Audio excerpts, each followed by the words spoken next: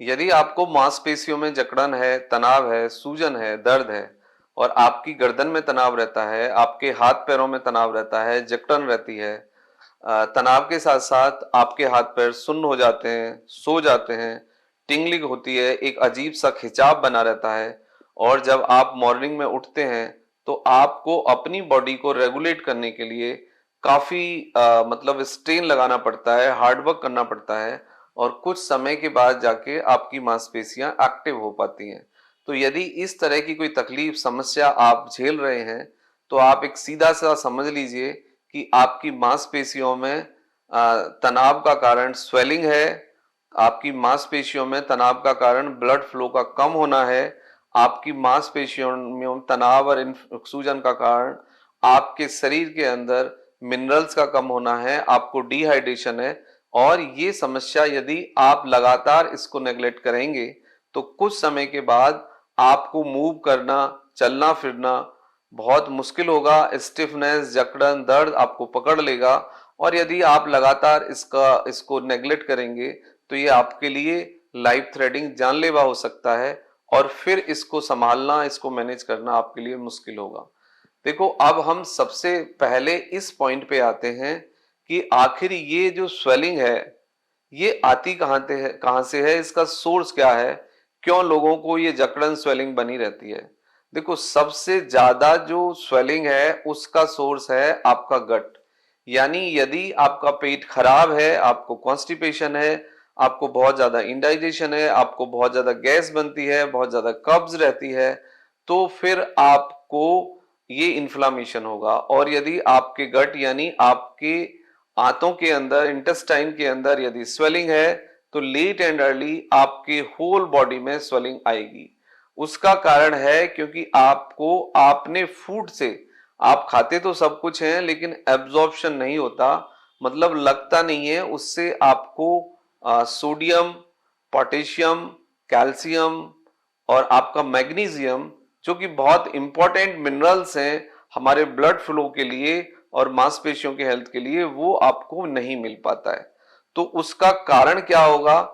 उसका एक net reflection ये होगा कि आपके बॉडी में विटामिन डी की कमी होगी, B12 की कमी होगी, मैग्नीशियम की कमी होगी, ब्लड सर्कुलेशन कम होगा, स्लीप की क्वालिटी डिस्टर्ब होगी और आप जो फूड लेते हैं, जो फूड है आपका, यदि फूड का कॉम्बिनेशन आपका ketchup, burger, cold drink, soda, इस कॉम्बिनेशन में यदि आपका फूड रहता है तो लेट एंड अर्ली आपको इन्फ्लामेशन बढ़ेगा और दूसरी बीमारियां आएंगी।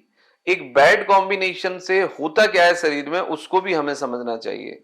यदि आपको bad combination, packed food, deep fried food, ऐसा फूड मिल रहा है कि जिसमें रिफाइंड है, जिसमें मैदा है, जिसमें सॉल्ट है, यदि ये सब कुछ आप ले रहे हैं, जिसमें शुगर है, तो नेट प्रॉब्लम ये होगा उससे कि आपके बॉडी के अंदर पॉइजन का लेवल बढ़ेगा, टॉक्सिन्स बढ़ेंगे, स्वेलिंग बढ़ेगी और आपको मेटाबॉलिक लोड आएगा।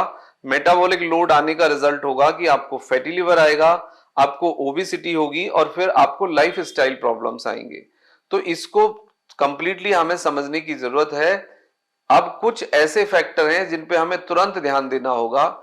यदि इन्फ्लामेशन लगातार बना रहेगा तो आपके मांसपेशियों का दर्द कम नहीं होगा, तनाव कम नहीं होगा, सूजन कम नहीं होगा, दर्द कम नहीं होगा, हेडेक आपका कम नहीं होगा, माइग्रेन कम नहीं होगा और डिप्रेशन, एंजाइटी आपको कवर कर लेगी इमीडिएटली।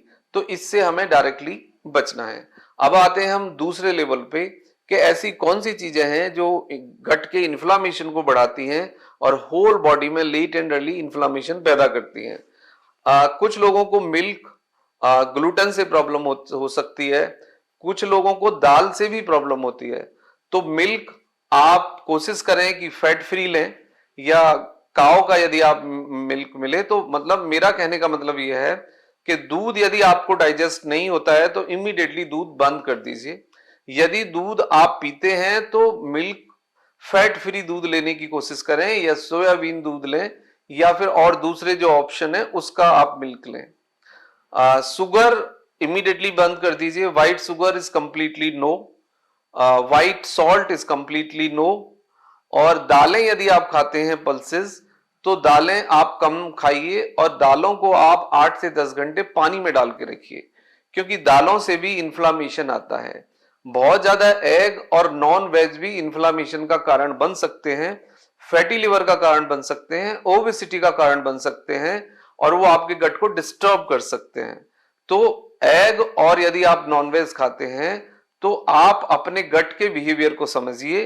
यदि आपको इंडाइजेशन होता है, हैवीनेस लगता है, ब्लोटिंग लगती है, कॉन्स्टिपेशन आता है, तो आप नॉनवेज एग को लिमिटेड करिए और बंद कर दीजिए। नेचुरल जो प्रोटीन है, सॉफ्ट इजीली डाइजेस्टेबल प्रोटीन, उस पे जाइए, जैसे सोया प्रोटीन है, पनीर है, आपका दही है, आपका चना है, इससे आप प्रोटीन ले सकते हैं। अब इंटेस्टाइन जब आपकी लोडेड होगी, जब इंटेस्टाइन में स्वेलिंग आएगा, तो वो होल बॉडी में रिफ्लेक्ट करेगा। दूसरा है food allergy and over eating. Over eating से भी बचें, आपको जितना भूख है उसका 10% कम खाएं। और फूड एलर्जी यदि आपको किसी से है तो वो फूड अवॉइड करें। किसी स्पेसिफिक दाल से हो सकती है, मिल्क से हो सकती है, एग से हो सकती है, नॉन वेज से हो सकती है, packed refined spicy oily food से हो सकती है। तो उसको आपको खुद से ही देखना होगा।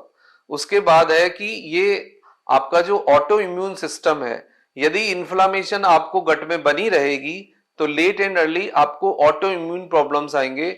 मोस्ट कॉमनली गठिया वाय, आर्थराइटिस और मल्टीपल जॉइंट्स पेन की जो प्रॉब्लम है वो लेट एंड अर्ली गट के इन्फ्लामेशन के कारण ही पैदा होती है। तो यदि गट में इन्फ्लामेशन नहीं है और बॉडी के इन्फ्लामेशन को यदि आप कम कर पाए तो फिर आप इन सब से बच सकते हैं।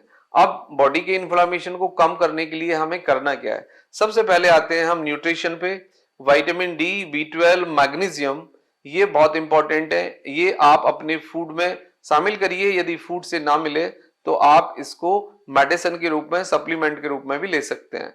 विटामिन डी सेटेट या कैप्सूल हफ्ते में एक फॉर 3 मंथ्स, यानी 12 डोज आपको लेने होंगे। विटामिन B12 टैबलेट के रूप में न्यूरोबियन प्लस या फोर्ट 1 टैबलेट 1 से 3 मंथ्स। मैग्नीशियम मिनरल के रूप में आप कोई भी इलेक्ट्रॉल या एनर्जाल, कोई भी पाउडर 1 चम्मच डेली ले सकते हैं 2 वीक्स। तो आपके जो इलेक्ट्रोलाइट्स हैं उसका पूरी डेफिशिएंसी कंप्लीट हो जाएगी। तो ये आप मेडिसिन से भी अपने बॉडी में डाल सकते हैं। यदि फूड से मिले तो बहुत बढ़िया है। सनलाइट एक्सपोजर में रहे, उससे ना केवल आपको विटामिन डी मिलती है बल्कि ब्लड का सर्कुलेशन अच्छा होता है और मांसपेशियों में जो जकड़न होती है, जो स्वेलिंग होती है, वो भी कम हो जाती है। नहाने से पहले आप ऑयल मसाज कर सकते हैं और हल्के गर्म पानी से आप बाथ ले सकते हैं। तो उससे ब्लड सर्कुलेशन अच्छा होता है, स्वेलिंग कम होती है और आपकी मांसपेशियों की जो हेल्थ है वो काफी अच्छी हो जाती है। तो ये एक नेचुरल वे है। स्मोकिंग और non veg packed food limited करिए, बंद कर पाए तो बहुत अच्छा है। Smoking has to be completely stop. Alcohol से बचिए और एक पोस्चर में लंबे समय तक मत बैठे रहिए। आप मूवमेंट रखिए और लगभग 30 से 40 मिनट्स कोई भी वर्कआउट करिए। और सन एक्सपोजर में यदि वर्कआउट कर पाए, एक्सरसाइज कर पाए, तो that is good for your health. तो ये है आपकी मांसपेशियों की जकड़न के बारे में सॉल्यूशन। इस वीडियो को आप देखिए, लाइक करिए, सब्सक्राइब करिए और कमेंट्स करिए। Thank you very much and take care yourself.